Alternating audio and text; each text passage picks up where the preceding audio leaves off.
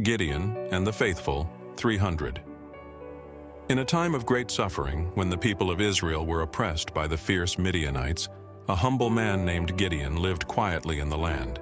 He was secretly threshing wheat, hiding from their enemies, when a figure appeared, a radiant angel, clothed in light, calling to him, "The Lord is with you, mighty man of valor." Startled, Gideon looked around, unsure if he was the one being called. "How can I save Israel?"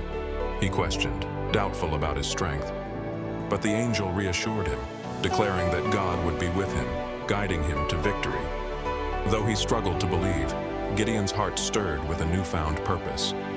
God then commanded Gideon to tear down the altar of Baal, a false god worshipped by many in Israel.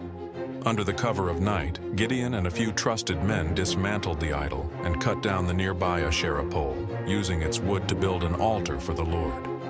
On it, Gideon offered a burnt sacrifice, dedicating the land back to God. The next morning, the townspeople awoke to see Baal's altar destroyed and demanded that Gideon be put to death for his actions. But Gideon's father, Joash, stood in his defense, saying, "If Baal truly is a god, let him defend himself when someone breaks down his altar." The people were silenced, and the incident revealed Baal's powerlessness, strengthening Gideon's reputation and his call as Israel's leader. Still uncertain, Gideon prayed for a sign. He set a fleece on the ground, asking that it be wet with dew while the surrounding ground remained dry. When he awoke, the fleece was soaked, but the ground was dry. After wringing out the water from the fleece, he was able to fill a bowl up with it. Still not convinced, Gideon asked again, this time for the fleece to remain dry while the ground became wet. Once more, God answered his request, strengthening Gideon's resolve. When the time came to gather an army to face the Midianites, Gideon sounded the trumpet, and 32,000 Israelites answered his call. Yet God spoke to Gideon, saying, "You have too many men."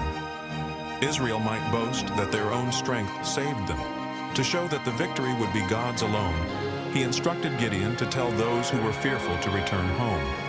With that, 22,000 men departed, leaving Gideon with only 10,000 soldiers. But God spoke again, saying, "There are still too many."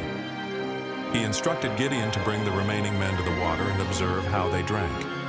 Those who knelt to drink were sent away, while those who cupped the water in their hands and lapped like dogs were chosen. After this test, Gideon was left with only 300 men, a mere fraction of his original force. Armed with only trumpets, jars, and torches hidden within, Gideon and his 300 men took their positions around the Midianite camp by night.